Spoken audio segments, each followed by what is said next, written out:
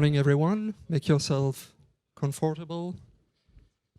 So let me have a quick round of introduction before we actually start the panel. So good morning, my name is Laurent Franck. I work for a consulting company called Novaspace, the merger of Space Tech and the Euroconsult group. We have a panel today on water requirements for space security standards and regulations. So we're obviously talking about space systems, assets that are worth billions of euros, located on the ground, located in space, hundreds and thousands of kilometers away. And these assets, they're either owned by private companies delivering services to customers, but also public organizations, governments, or they're owned by state. And these public services are actually used by companies to make their business. So this is basically the state of the space systems. And on the other hand, we have cyber security with cyber crime. We have cyber espionage, also cyber warfare. And how do we put this together? How, as a system operator, a space system operator, how do I protect my assets? How, as a customer, do I make sure that my data is safe, that I can trust my data? And this is exactly where standardization, regulation, and best practices, they kick in. And this is the very reason why we have this panel with these fine panelists. So we have from your left to right, we have Marc Kneppers. Marc is Vice President of Dominant Information Solutions in Canada. Dominant Information Solutions Canada is a cybersecurity company. We have Etienne Gérain from PRIAMOS. PRIAMOS is a French company, and Etienne is a space cyber security expert. We have Christoph Möbius from CGI. Christoph, I'm sorry, I need my notes, is Technical Director for Cyber with CGI. Then we have Jacques Kruse Brandao. He's the Global Head of Advocacy at TÜVIT, an international testing service provider. And finally, we have Delgado, and Tarsicio is Lead System Security Architect at Rivada Space Network. So what we will do, we'll start with a quick introduction from yourself, and if you can answer at the same time, what was, according to you, the most promising, the most interesting cyber security initiative on the field of standardization during these last 2 years, or regulation or best practices? And we can start with Marc. Good morning. So my name is Marc Kneppers. We're from Canada. The company is DISC. I'm the VP of Research and Development. DISC, I guess like many companies here, is a cybersecurity company, but what we've done is we've extended our expertise into the space segment for intrusion detection. My background is telecommunications, and so I joined the company back just in September, but I spent 24 years in telecommunications doing cybersecurity there in the 4G and 5G mobile networks and standardization. So I hope to bring a different perspective to the panel. The most interesting standards work I've seen in 2 years is the IEEE's standards body working on 3349, which is working on cybersecurity standards for space. And they're looking at the secure by design aspect and sort of a bottoms-up approach, a holistic approach to the thing. So I quite enjoy that. I have to say I'm a little biased. I sit on the committee as well. So they have a booth here. Come see, and I'll say hi. Thank you. Hello, my name is Etienne Gérain. I am the owner of PRIAMOS company. So I have created this company 5 years ago, and this company is specialized in space cybersecurity. So my background is I work since 25 years on cybersecurity, mainly on defense first, and then since 15 years I work specifically on space industry. I was in the past the Galileo ground security manager, and then also I work on EGNOS V3. So my key expertise are mainly on risk analysis and security accreditation. what I can see now is there are some initiative on regulation. So of course there are some. There is a EU space law which will be in few days. I hope will be released correctly. And then also we have in France French regulation LOI. And what is it interesting also is we have produced a number of guidelines, both on EU for EU scope and France. We can discuss later. Thanks. My name is Christoph Möbius. I'm from CGI. CGI is a global consulting company. I'm from CGI Germany, where we have dedicated offices which are specifically working only on space projects. And on those space projects, I'm involved since roughly 16 years, focusing on the topic of cybersecurity in space. And apart from that, I'm also part of a working group which has formed within Germany, operated by the Alliance for Cybersecurity, which involves the Federal Office for Information Security, industry players, and also academia, to work on future regulations and standards and requirements for cybersecurity on space. And if you ask me what is my favorite one, I'm biased. I will take the one that we are currently working on. And if you pass by the BSI, the Federal Office for Information Security booth upstairs, you will see that there's a printout available from the latest published baseline protection guidelines for ground segments. And this was just hot off the press. It was just finished. Its final review cycles is now available. Unfortunately, it's only available in German right now, but I'm pretty sure we'll work on that. Thanks. Thank you. My name is Jacques Brandao. I'm with TÜVIT. TÜVIT is not the IT department of the TÜV Nord group. We are running one of the biggest cyber labs in the world. In this work, we also evaluate chips which you have in your banking card, in your credit card, in your electronic ID or electronic passport. So just to give you a hiccup what we are doing. So my role is global head of advocacy. I look into regulation and policies in many segments. Now we are talking about cybersecurity for space, and we look forward to make use of what is available. So as TÜVIT, we have extreme experience in evaluating cybersecurity for many segments. We are joining forces together with another daughter company of TÜV Nord Group, which is called Alta Technology, and they do space qualification. So what is next is space qualification of cybersecurity components, which is probably one of the very interesting parts to secure our networks, devices, communication, backend systems, everything which is addressed from NIS2 up to the satellites. Hello, everyone. My name is Tarsicio. I am system security architect for Rivada Space Networks. My company is about 2 years old, and we are 90 people and growing. And we plan to build a constellation of LEO satellites that are able to communicate with each other over optical intersatellite links.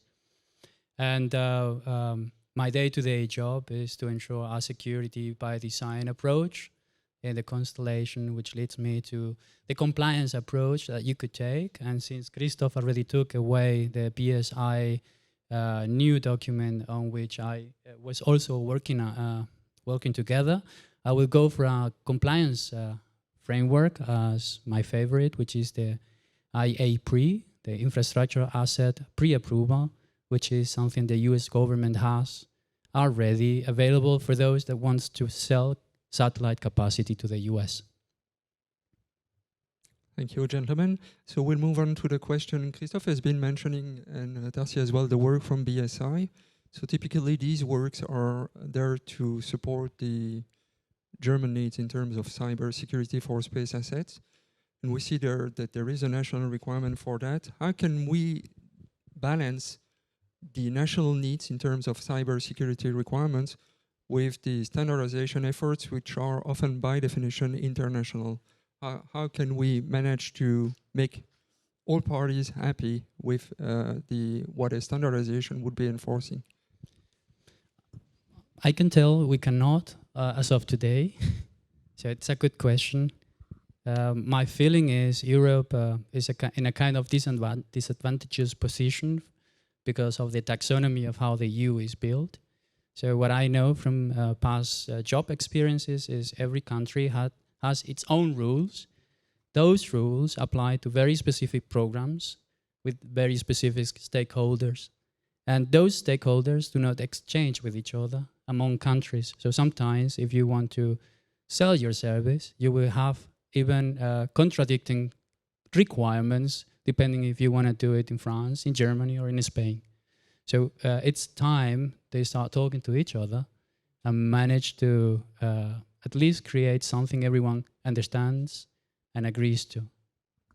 And this is a strong message from somebody who would like to implement these recommendations. Right, you are. Yeah, I just want to remove the fear of the BSI work to being too national, because we involve people from the industry who are working on international space projects. So it's certain that we get the views of international space projects represented in this working group. And this is why I am such a big fan of this activity. Okay, so what you're telling the audience is that, true, this is a national initiative, but actually the span is much more larger than that. And applicability is international.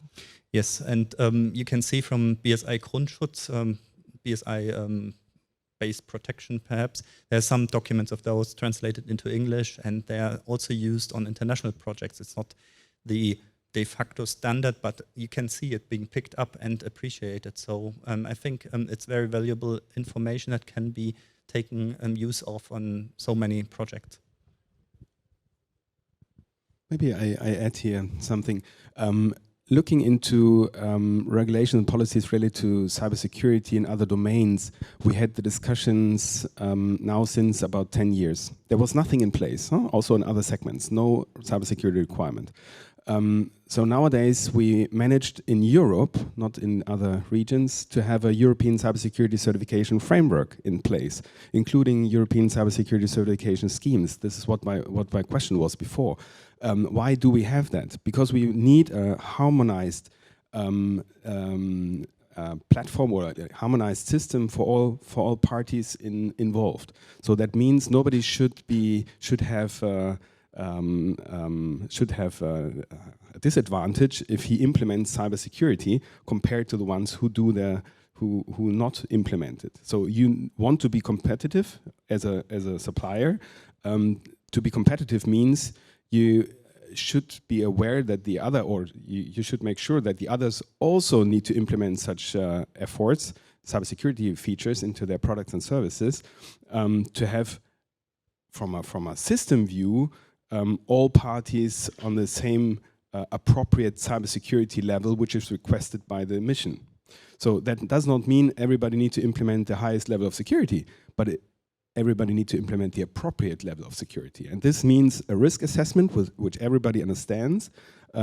We need to talk about risk assessment. What is risk? In which case? In which circumstance? In which use case? In which mission?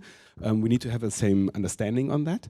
If we agree on the risk assessment, then we can obviously agree on the implemented cybersecurity features, and then we agree on a certain assurance level, which we then make use of in at least from, for example, from other products from other segments. So also in looking in the military area, they also use more and more commercial products, and of course they use certified products from a cybersecurity perspective. So this is maybe my mission here.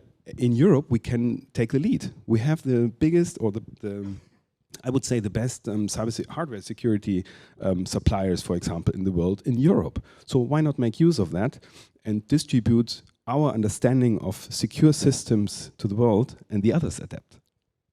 So one of the key messages that I get from what you told us is that having cybersecurity standards is not only a technical question, but it's also a question to make the competition game a fair game among all the providers. And that's also pretty important. Other reactions on that one? I want to comment on what Jacques said. And it's not the same creating standards for cars or airplanes as for satellites, because the taxonomy changes greatly depending on the mission, the service, and the operator. So this is a challenge. When you say risk management, I ask myself, what's your model or your data flow model to justify the risk? If you do not know if the payload can be accessed by the user or it's only done by the thing driving the platform. And those questions are the difficult ones to answer, to try to bring something out that is valid for everyone, even if you want to define different levels of security. They are based on a threat assessment that is not the same depending on the mission. So how do we do that? And I would add also valid for a very long time. Because for some of these assets, servicing is almost not possible. If I can just jump in, from my experience, what I've seen in other industries is that when the international standards are often done on interoperability or common things like that to foster almost a minimum baseline of things. When they're progressive, they start looking at future-looking features, but we haven't seen that yet, I don't think, in security and space. The risk on the national side is, I believe in risk assessment, but everyone does it differently, and everyone has a different threshold for risk. And those assessments curtail your supply chain because you need your suppliers to push whatever your national risk assessment is down through your supply chain. And so there are risks as well, different kinds of risks. I just mean what I worry about is almost the balkanization of technology or the siloing of technology, where you end up with a certain group that adheres to one standard and a certain group that adheres to another. So I agree that I like more global standards, but it feels almost inevitable in cases that nations pick up specific requirements on them, and it's a difficult trend, I think, to push back on, right? Yeah. Okay. So let's move to the next question. In your opinion, what is the most urgent need in terms of standardization or regulation or best practices that is not covered presently? And what would be the most appropriate institution to conduct these efforts? Tricky question, huh? Sorry about that. I can jump. I think it's interesting because I think we're seeing moves on controls, architecture. I think the laws will come in and say minimum standards for this, that, whatever. You'll see some labels on that. I think what's being missed is operational security. So I think you will need requirements on every control will be defeated. That is life. I mean, at a different level, at some point they all get defeated. You need to be able to detect the defeat, respond to that, and recover. And so if you look at the NIST CSF as a standard, I think we're only dealing with the first two pillars, which is really the identify and the protect, and you need to move past that into the response and recovery. Maybe we do not have a space law today, right? So that's why I think we learned there will be a EU space law covering also security, safety, and sustainability. So looking at that, that means we need common understanding of requirements above or on the non-terrestrial part. And this is not in place yet. So that's why I think it is a good approach to have this EU space law, to have a common understanding on that, to start with baseline requirements on one hand, but also add then the appropriate cybersecurity requirements in where more risk is in place. And this is probably also related to the dual use approach, or even three-use approach, if we talk about military, governmental, and commercial use cases. And we need to discuss this, how we solve that, right? Because the mission control center are actually involved in all three domains, and the satellites or the payloads are also offering services for different domains. So how do we manage this cybersecurity requirements, or those related cybersecurity requirements to these different approaches? That's why we need a common understanding, a level playing field for all parties, and I think this is on the best way. So let me rephrase that. The forthcoming space law in the coming months should be really set as a baseline so that everybody shares a common understanding of what are the stakes, what we should secure, and then we can start a very specific work on that. This is what you say. Actually, this is what I hope. Yeah, true. We haven't seen it yet, right? Yeah. And I wouldn't put my money on it. And even if the space law comes, and it's not very, very high level, which is what I would expect. The second question is, how are they going to enforce it? Yeah, satellites are global. They fly over every country, but it's deep waters over there. So right now there is only manners and good intentions, ITU trying to regulate the usage of a spectrum. But one of the very first things that I would try to have is to have the minimum set of requirements and how to implement them to ensure that the command and control of the satellite cannot be taken over by a third party easily, independently of the criticality of the mission. Because once you have the control of the satellite, you could use it to just go and hit another satellite, depending on the orbit, depending on the fuel, depending on the maneuverability. There are a lot of ifs, but it's the first step.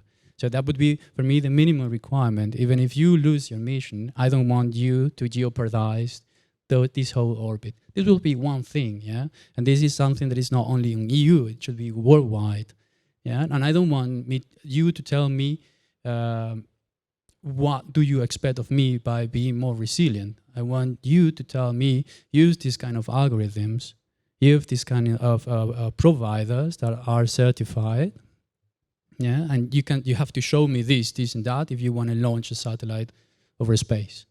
And I do not expect that from the space law. And I do not know how to do it on European level because there is not the authority to enforce the usage of something they still haven't agreed upon. So a lot of work to do. Yeah, I copy that. Certainly, there was a reaction. Christoph? Yeah. Or Etienne? Yes. Thank you. What is clear is there are not all. We are not. We are not. Sorry. There are not plenty of people, plenty of companies working on space, and generally when we are working on one program, we are working on other programs also. It means that when we are sometimes we can be a target for threat source, and when we are attacked, it means that different program can be also a target. What I would like to say is there are providers, so operators, designers, agencies, and a global ecosystem. Everything is interconnected. Even if a space program can be standalone, can be isolated, the whole ecosystem is interconnected, and so we are all working together. But the maturity of each organization is different. It means that, for example, when we are working with suppliers or sometimes new space companies, they don't have any sufficient maturity for security. This is the reason also we need to have a common security baseline for everybody. This security baseline will be useful for all programs also. And then we can address some specific threats, specific situation, and the risk analysis is very useful after applying some security standards. And these security standards are not already published, and so this is also the reason of EU space law and the derivation of this law in each national regulation. So let me summarize about this discussion, and then I'll hand over to Christoph. Okay, go ahead then, and I'll summarize after. Actually, Etienne covered most of the points that I wanted to say, but yeah, I think for missions with a high assurance need, we have lots of frameworks already. Like the big space organizations have frameworks and regulations and requirements that ensure a high level of security, but also at a high level of cost. This is a problem when we enter the market of new space companies, which are pretty small and are new, and they perhaps don't have the ability to implement all these measures for their missions. And therefore, we need to be careful when we define regulations that we don't overshoot and require too many things from companies who don't actually would need this type of assurance. Of course, this baseline protection that Tarsi was mentioning is really important because everyone needs to support a basic level of security. Otherwise, hostile takeovers can have lots of impact on existing space missions which have a higher assurance level need. And therefore, it's important that we provide something that is manageable for the small companies and still provides enough protection for everyone who's involved in the sector. Okay, makes sense. So let me summarize that. So it looks like there's a certain agreement within the panel that we need something which makes space that is shared by all the users a safe place. We should also put the cursor at a place where it still remains tractable for every user. But still, we also need very practical recommendations. And so the body who will be in charge of that is a body able to be at that practical level and to give solutions for some of the cybersecurity problems we have. So that's my understanding. Of course, there is the need for a better or for a higher cybersecurity maturity level for all these companies, including the small and medium enterprises or the startups even. And we do not have this maturity level in place today. So looking from the cybersecurity perspective towards space systems, there is no excuse to accept vulnerabilities or not implemented cybersecurity in that system, because the system is as strong as all the subcomponents, the components, the communication, the backend systems is or are. So we need to find other solutions. We need to find probably incentives for the small companies which do not have this cybersecurity maturity level, asking the big ones, like your company probably, and others, to support these small companies in implementing proper cybersecurity features. And what we saw or what we daily see in cybersecurity relations is the lack of proper implementation of cybersecurity. So that means even if the component is certified and you implement this into your device, system, software, whatever, product, you need to have a look at the implementation. Or maybe you ask a third party, in this case, to evaluate whether the implementation has been done properly. And this is what I'm still missing. I think this will also not be in the EU space law written, but this is something we would then need to write into the standards, right? Okay.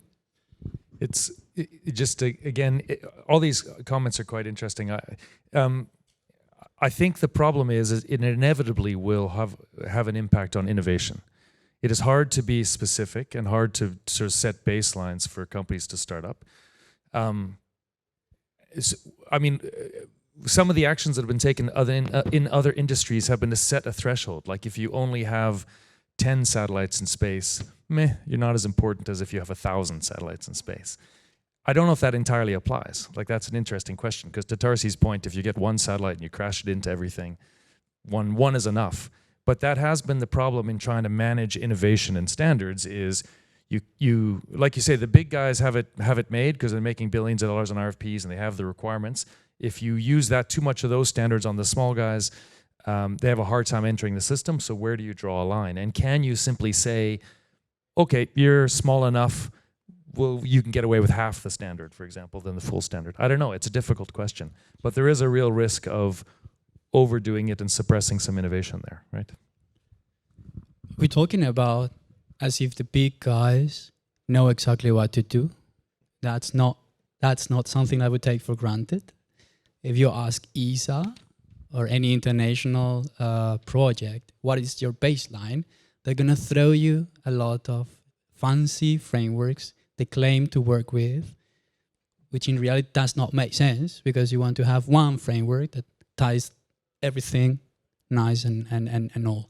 And you can choose from different branches. You can go CCSTS, you can go ECSS, you can go NIST, you can go ISO, you can go MITRE, you can go Sparta. All of them are somewhere over the pyramid or the V, however you want to put it. But I don't think there is common agreement also for the big guys on what's the way to go. And if they do not know, how do we expect smaller players to know where to start with? Because the direction is not even given. So I'm going to give you an example. The US government tells you, you want to sell capacity to me? That's fine. Then you need to comply to the IA-PRI, which is basically that my Bible. It's the NIST 853. And because I have decided already for you, as per FIPS 199, that your system is going to be a critical one, then you need to comply to the high impact baseline. There you go. You have over 500 controls are ready to be justified on all the elements on your system, satellite, ground segment, etc.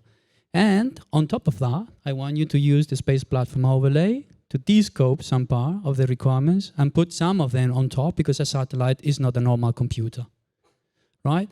And finally, you use the CNSSP 12. This policy, it's a bit, for me, more of a geo-heritage of military, but it's basically telling you, if you want to fly a satellite, I need to trust, not for the service that I'm going to buy from you, but to have the certainty and assurance that you're not going to lose control of the service. So it's availability of the service that I buy from you. If you wanna sell that to me, then you need to use certified crypto devices, because those I trust upon. I don't want a software solution, for example. Yeah, and you can like it more or less, but they tell you that you have a baseline. This is something I haven't found in Europe, and this is something I'm looking forward. It doesn't mean it's a good baseline for everyone, all right? Because it's difficult, it's going to be very costly, but it opens up a market that you know you're going to get into. And this is something any European player can claim. They don't know what do they have to show to have the certainty they can sell to certain customers. And this is the direction I think we need to work. Only the ISO is not as specific as the NIST. So what do you I think we have enough pieces of the puzzle, and initiatives such as that of BSI and others are going into a nice direction. Still, we're missing the regulation, top-down approach to say, this is the minimum, and this is the baseline that we propose. If you go for this kind of baseline, without taking risk management into account even, although the baseline will tell you to do risk management, but that's another topic. Independent on how good the risk management process is and the risk assessment, you know that if you do this, you will be able to make and access the market. That's the way to get the attention and the resources for new players and big players to know the direction and not burn out money and resources on something that we do not know. Is this going to open the market for me or not? Yeah, just Go ahead, Marc. short comment on that. I think it would be a good idea to not only have a baseline, but have several levels of assurance, so that you could, in theory, when you start a new company working in this domain, pick up some of the requirements, implement them, and then say, I'm level 0, level 1, level 2, and the organizations that will use your services can then say, this level 2 is enough for my purpose. So you can fine granularly detect and select what requirements are worth to implement for your organization, for your business model. Yeah, true. Still, you have to make it manageable, because what I see, at least from my franchise, is that it can be really complex, and then you have a multi-layer of standards. Yeah. It's the one I wanted to react a bit to Tarsi, because if you believe the big guys don't have cybersecurity solved, I'd be very afraid of the space law. Because the government does not necessarily have better experience than industry. And if industry is not mature enough and there hasn't been an appropriate consultation, the space law could be a bit of a problem. And I'm not at all involved in the process, but typically, my experience has typically been you want the law to almost come in last, because they're hard to change and they can be very deterministic. And what you need in advance of the law is consultation, which means you need at least some mature players in the market to provide into that consultation before you get there. So anyway, Tarsi, if the big guys don't know, we should be worried. Yeah, so I come from the operations world. I have been doing satellite operations for some years, and I've been working in different kind of missions.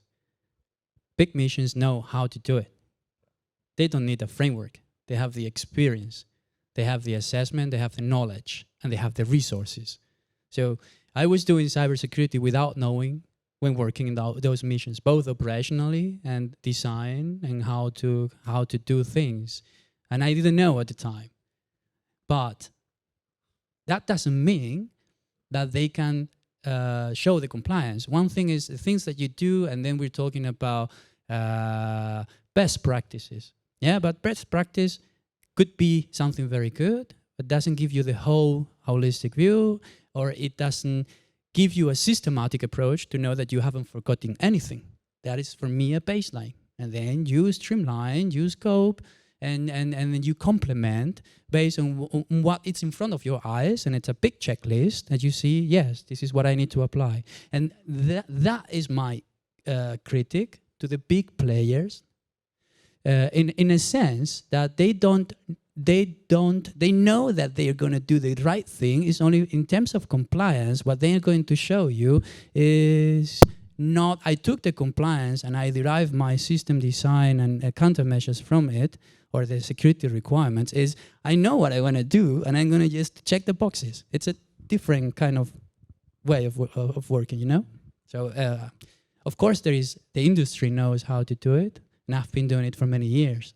It's only each one is doing their own kind of thing, and now they're trying to show compliances to try to align expectations across different players. Let's shift slightly the focus of the discussion, but it's related to that. Let's speak about those systems that are originally, for example, commercial space systems, and that become a dual-use system after their design. There are obviously also cybersecurity requirements for these. How can we handle that once the system has been put into operation?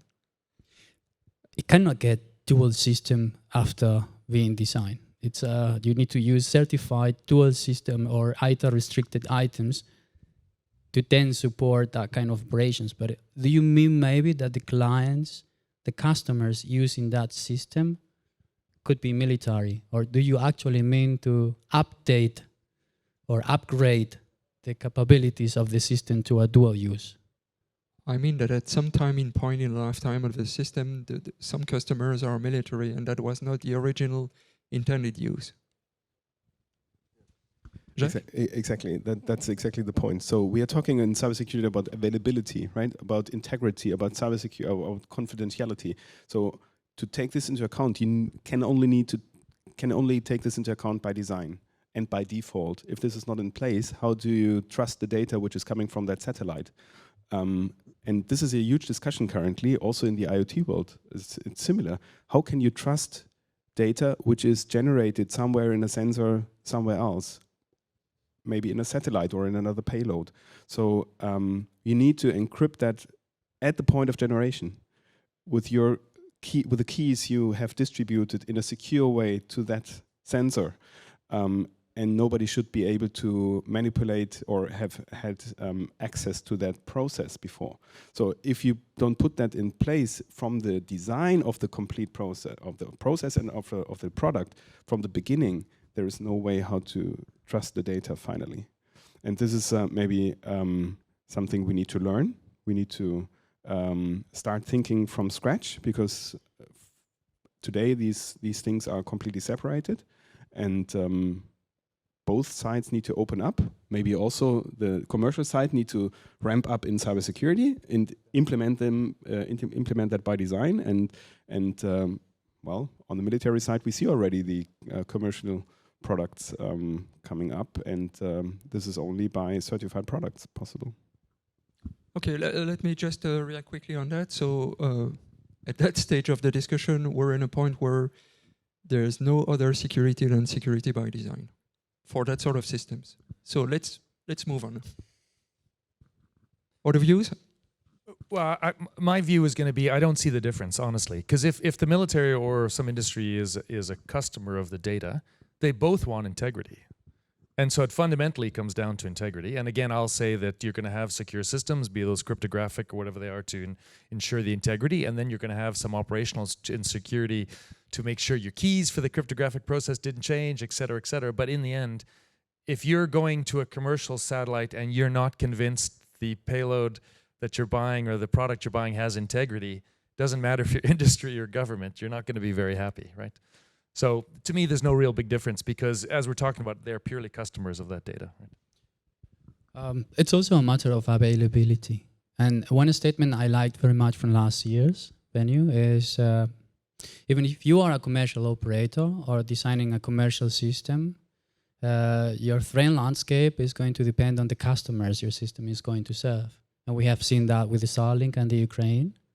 So you might want to take that into account to a certain extent, because resilience to jamming is not something you can add on later, that's for sure. But you need to know also what's your business and what's your business case, because you cannot have it all. So it's good to think in advance and know your future possible market, but Starlink is commercial and still being used by the military on both sides. And they could react to actual jamming attacks at user terminal level with 24 hours time to deploy something to make it more resilient. And maybe we should remember the impact on our distributed energy networks in Germany, right? So the windmills were not available anymore, not accessible anymore at that time. And the impact could be huge to the citizens. So what is the risk assessment on such a use case? And would the company be able to do such a risk assessment by themselves in the beginning of this, having a great idea, trying to become an innovation finally, but not implementing the security by design from the beginning? Well, and I assume part of my assumption as well is that when the military buys something, they look at the SLA or whatever the availability requirement is on the satellite and they accept it. And so if you're going to buy cheap images from cheap satellites and they go down or they're not available, that's what you bought, right? Risk management. This is what you mean.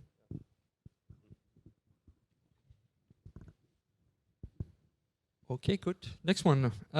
So in terms of space security, what is the scope exactly of standardization? What is more relevant to regulation? What is relevant to recommendations, best practices? Can you give example based on existing standards and regulation that we have, like the ISO 27001, CCSDS protocols, NIS2? Where do we put every effort? It's somehow related to discussion we had before also as to what do we need. One of the standards which is commonly used in the world about the security of the product, it is not specific to space, but it is also used in space, is a common criteria. You didn't mention it, but the common criteria it is an assurance framework to be sure that when we develop a product, it is produced correctly based on the specification, and it will be correctly secured depending of the level you want to implement. So there are 7 levels, and these 7 levels of assurance. And these levels are very useful to, for instance, to use some products which are used for defense. There are at least EAL4, so Evaluation Assurance Level 4, which means that they are really secured by design. And what is very interesting is even if you develop a product, for instance, in France, this product is might be certified by the French agency, but then the certification is recognized in other countries. And when we are deriving the EU space law in national laws, then we are also producing a number of guidelines. And in guidelines related to the design of any space programs, there are recommendations to use such products which are certified.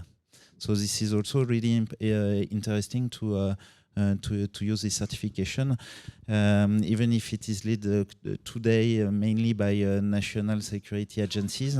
There is also a common approach in Europe led by ENISA, which is a European Union agency. Marc? I thought I would just throw in an experience from the telecommunications. So common criteria was suggested as well for telecommunications, and it has a strength, and you've heard on the military. At some point, GSMA, which is the industry association for telecommunications, created a lighter weight scheme because common criteria was too hard, too expensive, too hard. And so this is the challenge. So I'm not saying anything bad about common criteria, but we've seen in industry and telecommunications that has been available and has not made it to market in the same way. So these schemes are interesting, but you have to consider these things, the risk, the balance, the cost, all that stuff. So just a quick comment there. Yes, indeed. Sometimes, sorry, just I want to react. Sometimes it is you need to spend too money for this kind of certification, which is not useful, and maybe we need another scheme for specifically for space industry. But you can of course make use of all these schemes in a combined way. So the GSMA certification scheme is probably very much on processes based, while you go into the details, into the security components. If you do CC certification for the security components which are used in the mobile devices, for example, today, and if you look at all the security or the use cases which need high security, your payments, your identification, they are all CC certified, and we have billions of CC certifications or instances of CC certified products in the field today, and make use of those in our everyday life. So why not make use of those security components also in the 5G domain when we talk to satellites and satellites talk to each other? And basically, we are depending on such communication systems in the future when we talk about autonomous driving. Do you want to sit in an autonomous car if you don't trust the secure communication of that car to the satellites? Think about it. Is the car fast? Even with 50 kilometers per hour, you don't want to crash the wall.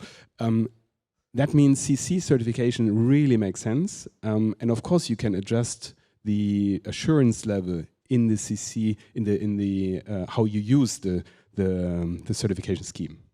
Yeah, agreed. And again, I'm not going to be against the CC and say it, but there have been challenges. The other challenge on pure security products, if you look like things like firewalls for IT systems, is that the vendor themselves define the profile, the criteria for the thing. And so it's an evaluation against what you say it does. You know, my firewall blocks packets. Yes, it blocks packets. And so there's a magic level where you want to be at. And I agree that it serves a place and definitely in things. But it's interesting. You need to learn these lessons from the existing schemes. There are strengths you can take from them, and there are weaknesses you need to bolster up for sure. And maybe you need all the stakeholders around that table. Right. You need the regulators, you need the member states, you need the ecosystem players from the industry, and they all should be able to comment and then given to achieve a common understanding of what level of agreement or level of assurance you want in that certain use case. And I think this is probably, back to your question, this is probably missing, and this is already now starting with the NIS2, taking the accountability of the ecosystem players, of the ground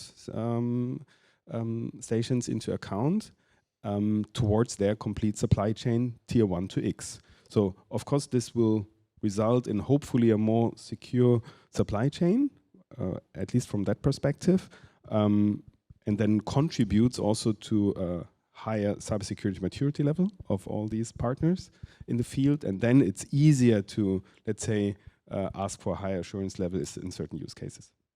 I'll let Tarsi close that discussion, and then we'll hand over to the audience for the questions. You wanted to say something? Yeah, and I forgot. You talk about component level and certifications, which is fine and dandy. We haven't talked about accreditation. There are people not interested in accreditation. My question, it's a question, it's not closing out. My question is, who's telling you to use common criteria, certified solutions for your space system? Who's telling you to? You know, nobody is telling me that by using this firewall or this trusted platform module or this secure boot device, I'm gonna get access to the market or gonna be more secure. So this is the top-down approach I'm criticizing. Okay, good. Do we have questions from the audience?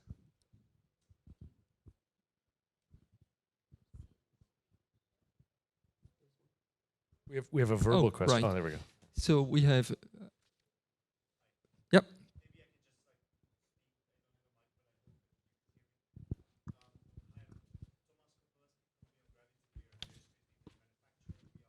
Wait, sorry. The mic's coming to you. I guess it's also part of my job. Hi, I'm Tomasz Kokolewski. I'm from Beyond Gravity. We're an aerospace defense manufacturer. We are based in Switzerland, but we have offices in 8 European countries and in the United States. My question to you, as the topic is about requirements for regulatory and standards. So when or what has to happen for a company like us who sell components? We're not a prime, but we sell components to all the primes, and you see our products on most of the missions that do something. So we see a shattered view of regulatory, technical requirements, business requirements, contractual requirements coming to us, trying to kind of achieve the same thing, just from different perspectives, from different sovereign or local technical regulatory stakeholders. What has to happen so that there's some sort of an understanding of what do we have to build into the enterprise and what do we have to build into the satellite so that we are compliant? Thank you. I thought we answered that question during this panel. No, I'm just kidding. I'm completely with you on that one. Yeah, and it's difficult. Yeah. You mean inside Europe? So in America, it's kind of becoming clear.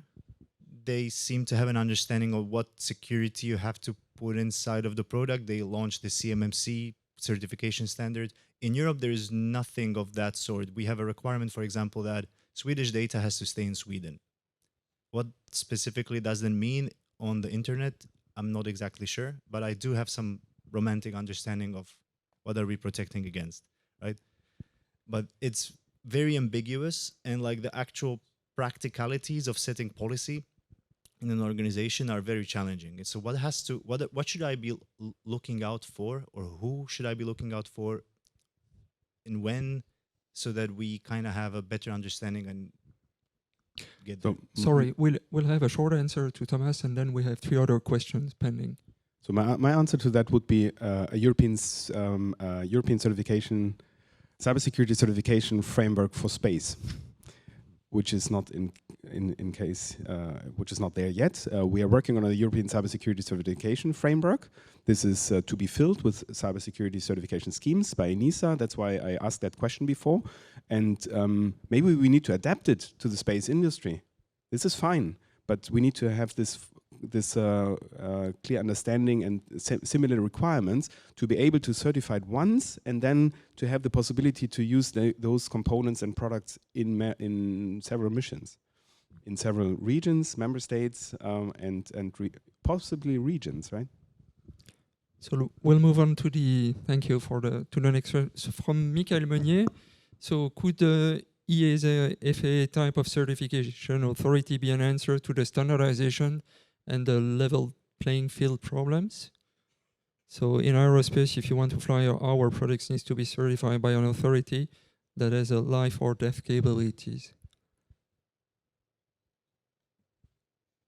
I can say something. Airplanes have been flying for many years, and they rely on the same ground systems. And I know that this is highly regulated because it's a safety issue as well. And the idea, it's a good one. The implementation of that idea applied to satellite systems, it's a different one. So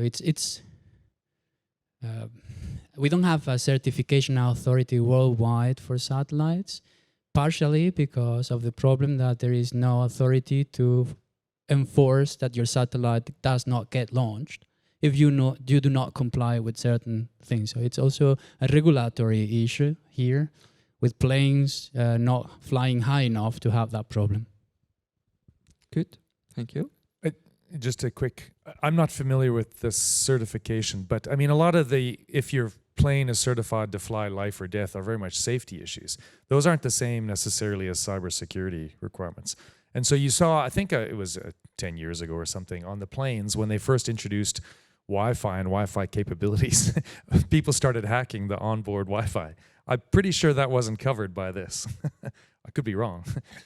So that's the one downside. I mean, the certification can be great, but they tend to lack innovation, right, on some of those things. Good. Next question from Maria Teresa.